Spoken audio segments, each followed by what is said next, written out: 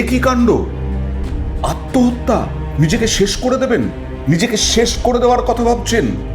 মৃত্যুর কথা ভাবছেন? কেন? হ্যাঁ, আমি গতকালের পরিপ্রেক্ষিতেই বলতে চাইছি। গতকাল এক ধাক্কায় একদিনে প্রায় 26,000 শিক্ষকের চাকরি গেছে। যারা নিজেদেরকে যোগ্য বলে মনে করছেন, যাদের কাছে ওয়েমার শিট আছে, তারা দাবি করছেন, তারা কান্নায় ভেঙে পড়েছেন। কি করবেন কিছু বুঝে পাচ্ছেন না।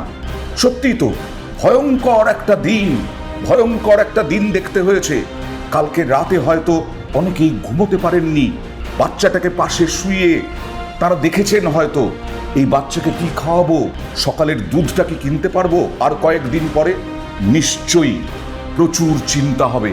হোম লোন আছে, কারো গাড়ির লোন আছে, কি করে মেটাবো, অবশ্যই চিন্তা হবে। কিন্তু তা বলে কি আত্মহত্যা? গতকালই কি করব আর সুইসাইড করতে হবে বলেছেন বেশ কয়েকজনের মুখে শুনেছি। জানি না, আমার হয়তো সুইসাইড করতে হবে। গোটা ফ্যামিলির আমাদের মুখের দিকে তাকিয়ে সংসারটা চলে, বেঁচে থাকাই কঠিন আমাদের। আজকে পাওনাদারের চাপ এসেছে। একজন শিক্ষক চাকরিহারা, তিনি আত্মহত্যার চেষ্টা করেছেন। কেন?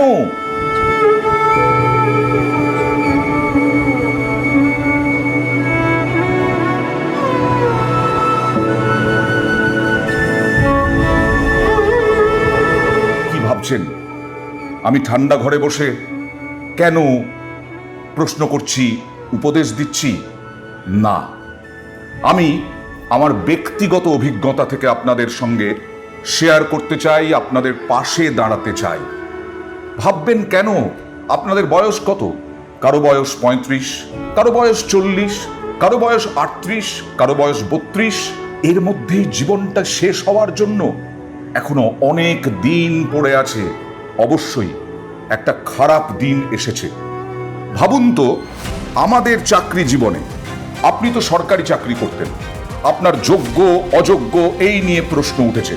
আপনি দাবি করছেন যোগ্য, আপনি, আমাদের কোর্ট, সুপ্রিম কোর্ট আপনাকে অযোগ্যদের মধ্যেই ফেলে দিয়েছে।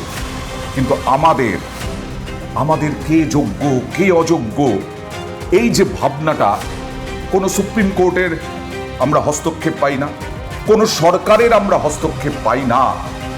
আমরা আমাদের যোগ্যতা আমাদেরকেই প্রমাণ করতে হয়। যেখানে চাকরি করি সেখানে আমরা মামলাও করতে পারি না যে কেন আমাদের কোনো সহকর্মীর চাকরি গেছে, সেই সহকর্মী যোগ্য না অযোগ্য সেটা প্রমাণ করার জন্য মামলা বা সরকারের কাছে দাবি এই সব করতে পারি না, যারা বেসরকারি কোম্পানিতে আমরা কাজ করি। আবার বলছি, বেসরকারি কোম্পানিতে যখন ছাঁটাই হয়ে যায়, তখন আপনারা দেখেছেন তো শয়ে শয়ে কর্মী ছাঁটাই হয়ে যায়। যেমন কিছুদিন আগেই ইনফোসিসে একটা ঘটনা ঘটেছিল, তা নিয়ে তুমুল ঝড় উঠেছিল। কিছু হয়েছে? কেউ কিছু করতে পেরেছে? কোনো সরকার পাশে দাঁড়িয়েছে? কোনো কোর্ট পাশে দাঁড়িয়েছে? কিন্তু তারা কি সবাই আত্মহত্যার পথ বেছে নিয়েছে? না। কেন আত্মহত্যার পথ বেছে নেবেন? মানসিকভাবে ঘুরে দাঁড়ানোর চেষ্টা করুন। আমি আমার অভিজ্ঞতা থেকে বলছি। আমি শুরু করেছি 1998 সাল থেকে আমার চাকরি জীবন। আমি ভালো চ্যানেল বলতে কর্পোরেট চ্যানেলে কাজ করে এসেছি। একটা সময় একটি চ্যানেলে স্যালারি দেরি হচ্ছিল, কোনোদিন আমার অভ্যেস ছিল না। কারণ আমার হ্যাবিট ছিল, ঠিক মাসের, আপনারা যেমন মাসের শেষে মাইনে পেয়ে যান, মাসের শুরুতে মাইনে পেয়ে যান, সেটাই আমার অভ্যেস ছিল। কিন্তু সেখানে ব্যাকলগ হচ্ছিল, চিন্তা বাড়ছিল। আমারও তো হোম লোন, আমিও তো সাধারণ মানুষ, আপনাদের মতো আমিও একজন সাধারণ মানুষ, আমাকেও চাকরি করে খেতে হয়। এবার ধরুন আমার চিন্তা বাড়ছিল, আমি কি করে চালাবো, আমার মেয়েটাকে কি করে স্কুলে পাঠাবো, আমার মেয়ের স্কুলের ফিস কিভাবে দেব। চিন্তা হয়নি।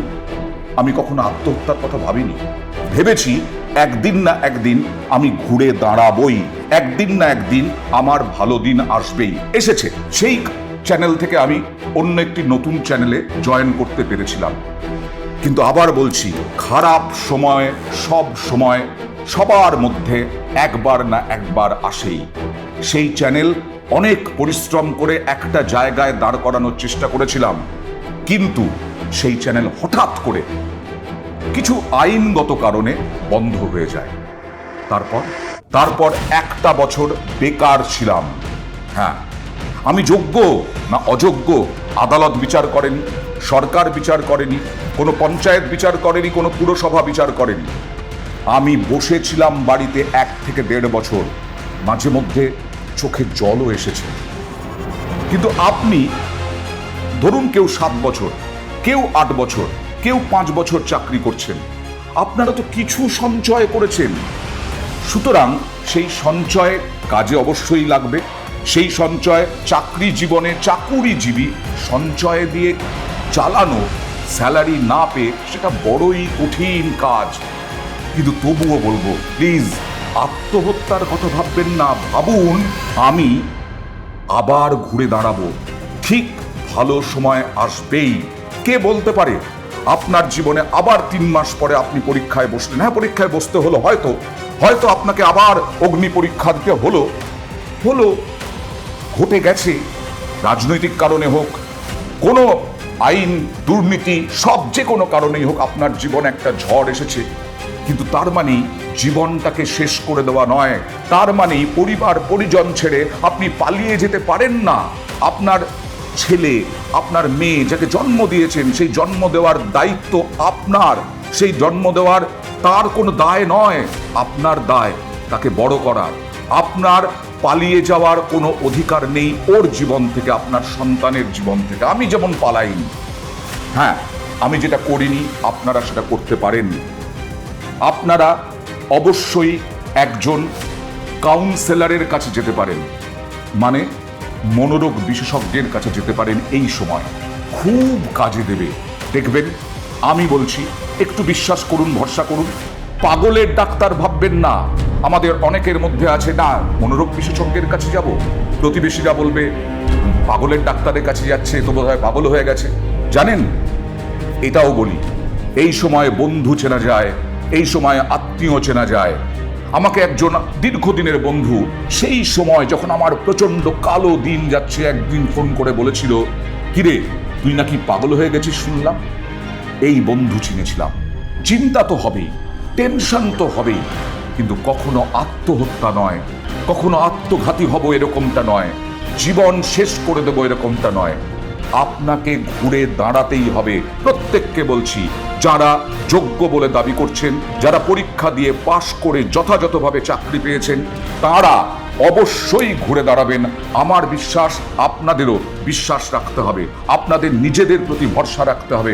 আর মা, বাবা, স্ত্রী, সন্তান, তাদের মুখের দিকে চেয়ে বলতে হবে, আমি লড়াইয়ে জিতবই, আমি হারবো না, আমি পালিয়ে যাব না। আমার এই ঠান্ডা ঘরে বসে পরামর্শ দেওয়ার একটাই কারণ, আমার নিজের অভিজ্ঞতা শেয়ার করা। আমি যে ঘুরে দাঁড়াবই এইটা আমার মধ্যে ছিল, তাই আমি এখন বলতে পারি আমি গত 8 বছর ধরে ভালো জায়গায় আছি। আপনারাও ভালো জায়গায় থাকবেন, এ আমার বিশ্বাস। ভরসা রাখুন।